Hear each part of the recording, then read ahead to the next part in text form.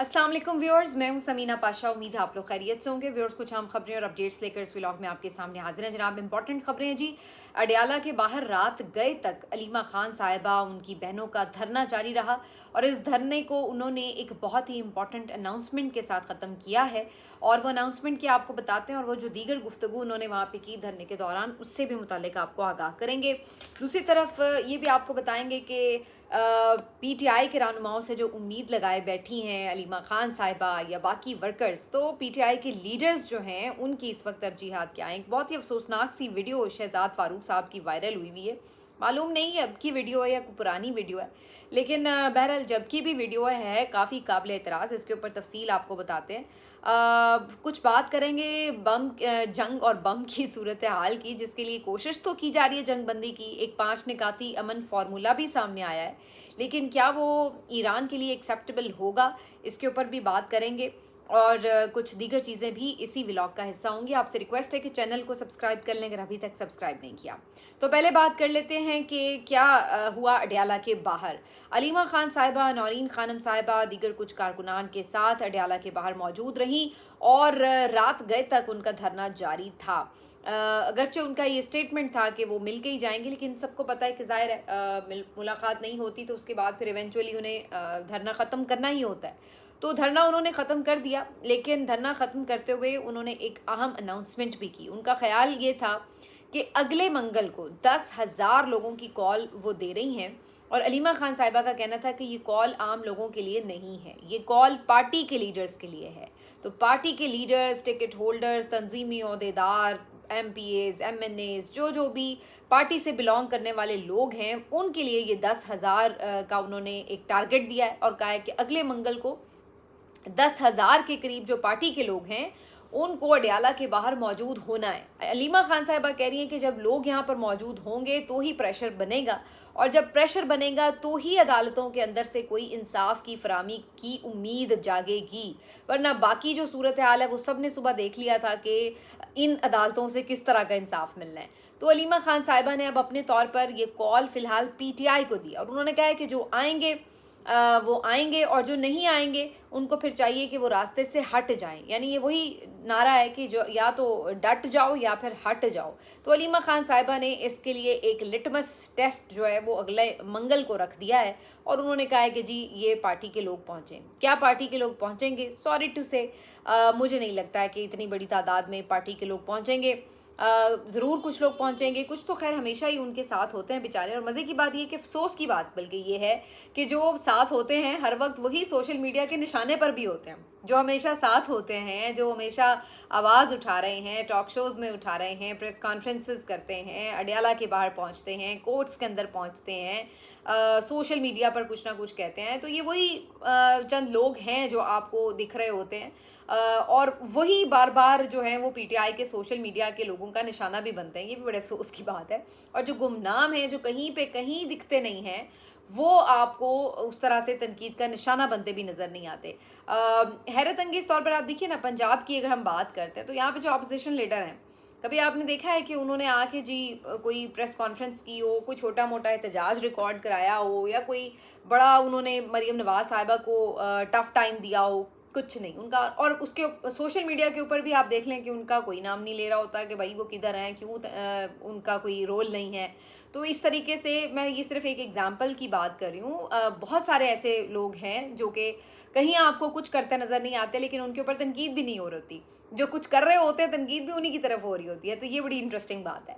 लेकिन बहरहाल शाहिद खटक साहब ने आज एक टाइम पीरियड दिया है। उन्होंने कहा है कि जी 2 हफ्ते के अंदर हम अपनी रजिस्ट्रेशन जो है वो रिहाई मूवमेंट की वो मुकम्मल कर लेंगे और उसके बाद आप देखेंगे कि हलफ भी होगा। और हमने कोई ज़्यादा लंबा नहीं इसको चलाना मामले को। बहुत से लोग ये कह रहे हैं कि जनाब बड़ा लंबा अरसे के बाद कहीं जाके कॉल आएगी या नहीं आएगी। तो उन्होंने कहा ऐसा कुछ नहीं है, कॉल जल्दी आएगी और आप देखेंगे कि इसको ज़्यादा वक्त नहीं लगेगा। अलीमा खान साहिबा ने भी आज ये बात की कि सुहेल आफरीदी हों, मीना खान हो, शाहिद खट्टक हों, इनके साथ हमारी बात हुई है, ये तैयारियां कर रहे हैं और जल्द कॉल आएगी। और उसके बाद आप देखेंगे कि इस दफ़ा जब कॉल आएगी तो आपको एक फ़र्क भी नज़र आएगा।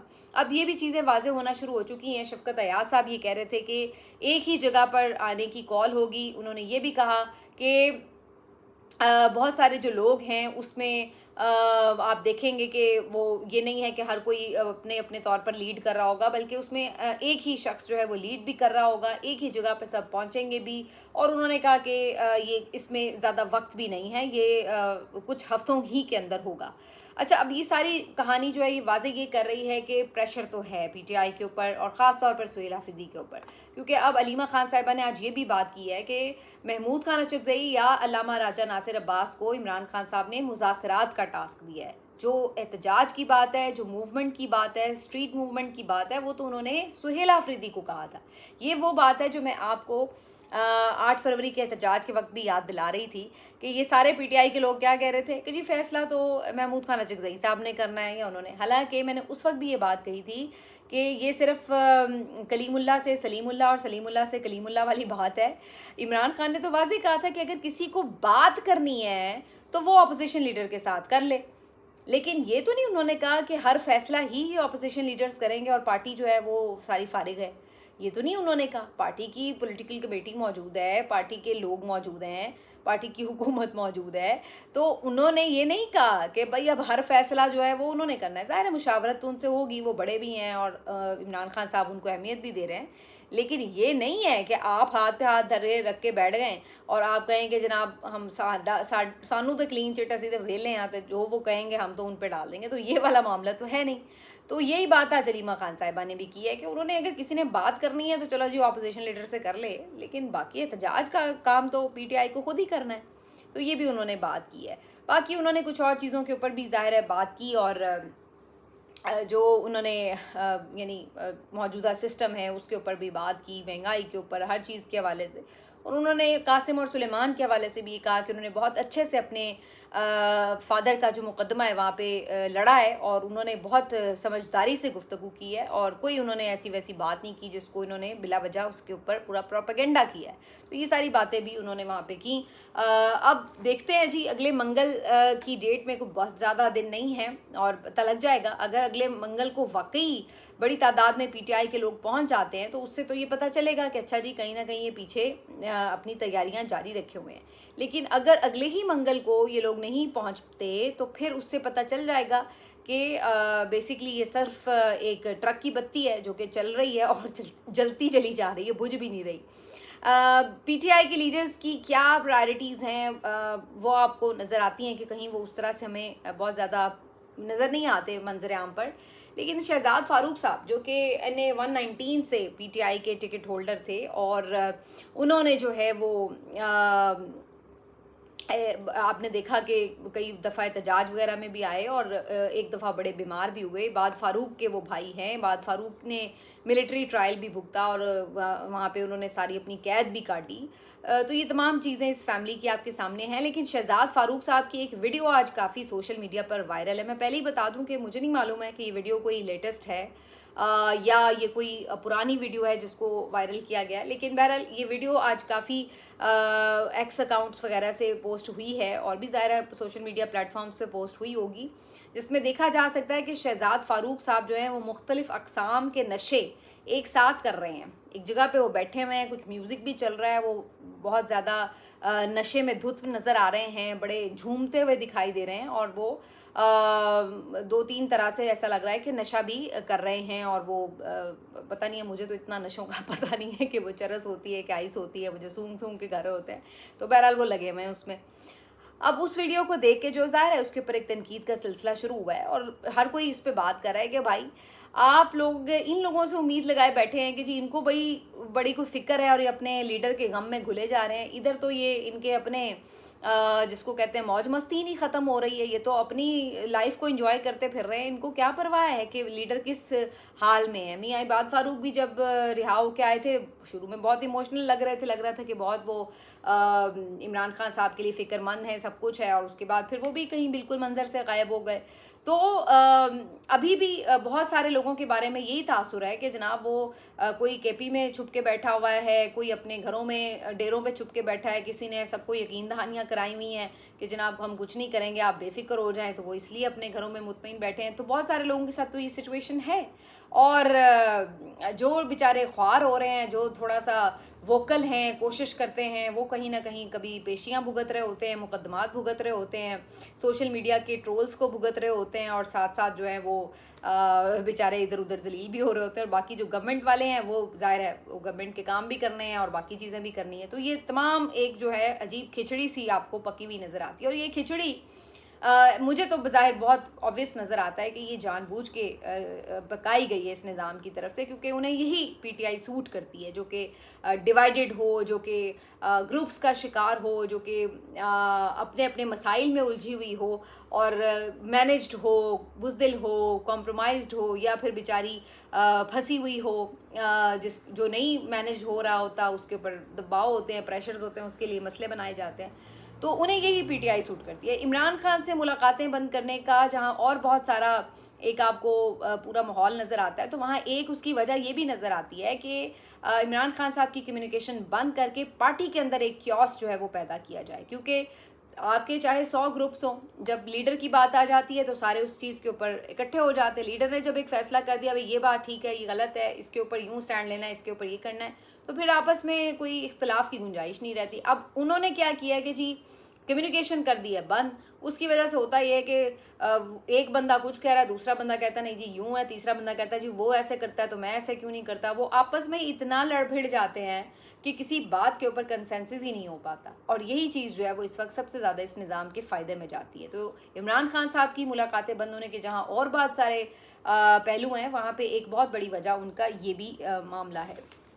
अच्छा जी, ये तो कुछ चीज़ें हैं जो कि ज़ाहिर है पीटीआई से मुतालिक थी, लेकिन उसके बाद जो एक और बहुत ही अहम बात है वो इस हवाले से भी है कि जो मैंने अभी जैसे कि बात की, जो इस वक्त सिचुएशन चल रही है, पीटीआई को जब भी एहतजाज की कॉल देगी, मैं आपको अभी से लिख के बता देती हूँ, सारे ये बात होगी, उनके ऊपर तनकीद भी होगी कि जनाब इधर जंग लड़ी पड़ी है, पाकिस्तान तो आलमी मंजरनामे पर उभर के सामने आ रहा है, उन्होंने तो अपनी जो है वो जंग बंदी की कोशिशें शुरू कर रखी हैं, माशी एक दबाव अलहदा से है, और ऐसे में जो है वो पीटीआई इंतशार पसंदी की तरफ चली गई, पीटीआई ने एहतजाज की कॉल दे दी।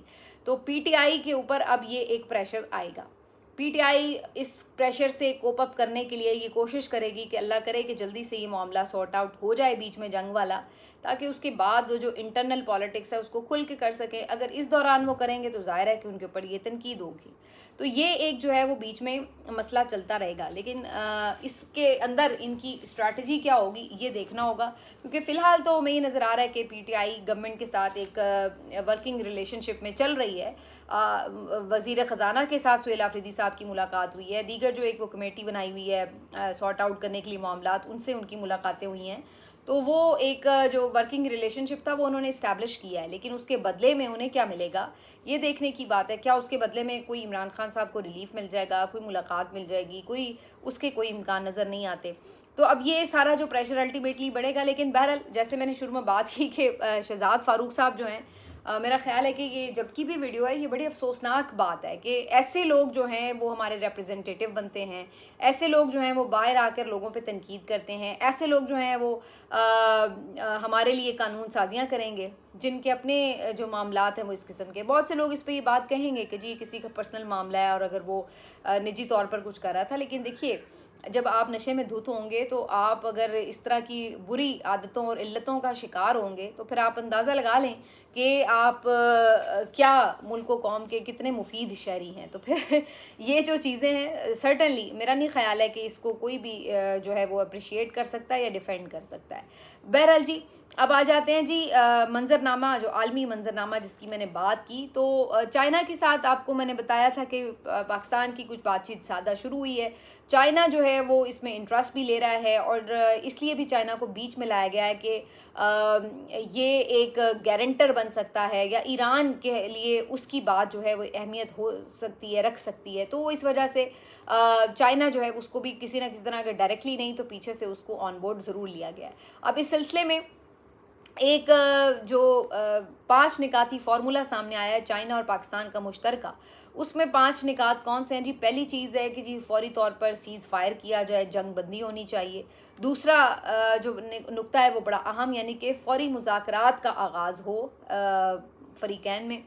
तीसरी चीज़ है कि जो इस वक्त सूरत हाल है गैर फ़ौजी अहदाफ की, उनकी हिफाजत यकीनी बनाई जाए, यानी जो सिविलियंस के ऊपर टारगेट किया जा रहा है, एनर्जी सेक्टर्स के ऊपर टारगेट किया जा रहा है, ये वो इन चीज़ों के ऊपर टारगेट ना हो, इस बात को यकीनी बनाया जाए। वैसे जब पहला पॉइंट जंगबंदी है तो फिर ऑटोमेटिकली ये तो उसी में ही आ जाएगा, अगर जंग ही बंद हो जाएगी तो फिर किसी भी जगह पे नहीं टारगेट होगा। चौथा जो इसमें पॉइंट है, उन्होंने कहा है कि जी आबनाए हुरमुज़ जो है उसके ऊपर मामूल की जो आमदोरफ्त है उसको बहाल किया जाए। और पांचवा पॉइंट है अक़वाम मुत्तहिदा के मंशूर को फ़ौक़ियत दी जाए। तो ये 5 पॉइंट्स जो हैं ये सामने रखे गए हैं। ये सारे पॉइंट्स बहुत अच्छे हैं, ज़ाहिर है हर कोई इसको अप्रिशिएट करेगा, लेकिन क्या ये पॉइंट्स काबिल कबूल हैं? अगर मेरी नज़र से आप देखें तो इन 5 पॉइंट से अमेरिका जो है उसको तो शायद ज़्यादा मसला ना हो, क्योंकि जंगबंदी वो चाहता है।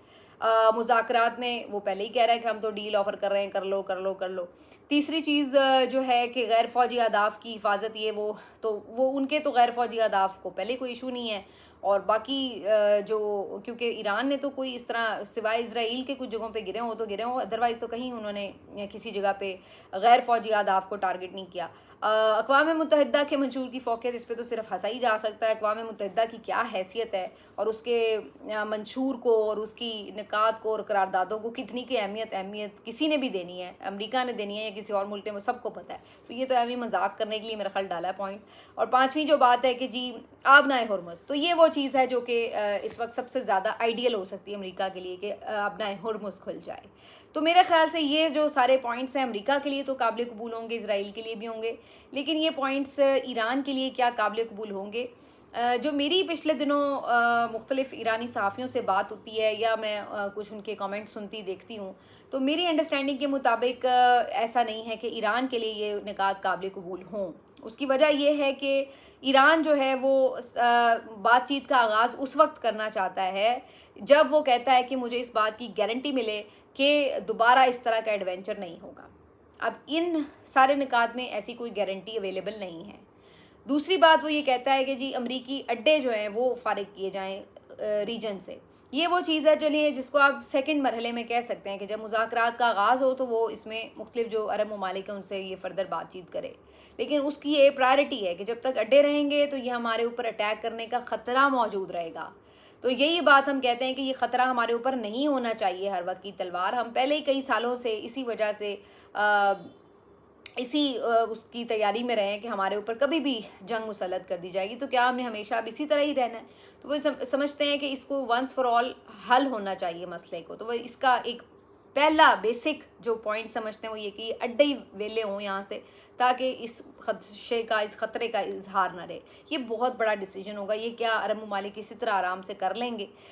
मुझे नहीं लगता है कि ये बहुत जल्दी सॉर्ट आउट होता है।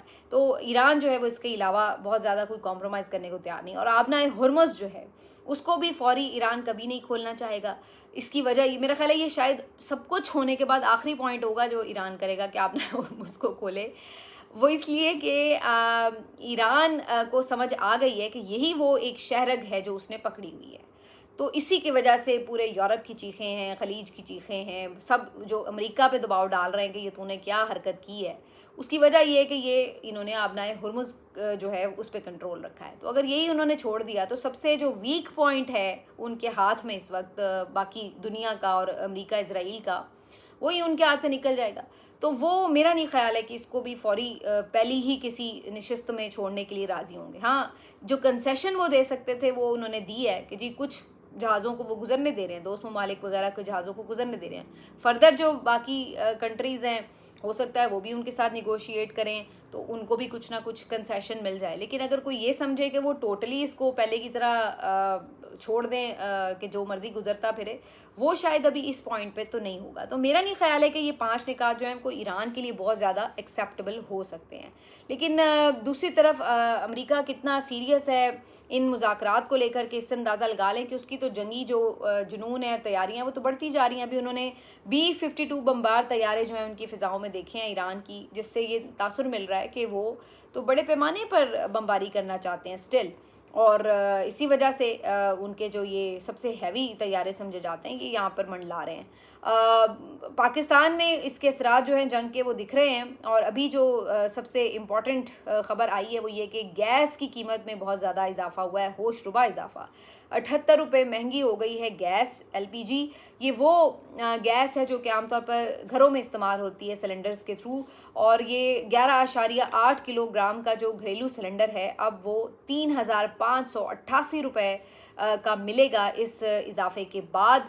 तो ये एक होशरुबा इजाफा है जो कि ज़ाहिर है कस्टमर्स तक मुंतकिल हुआ है।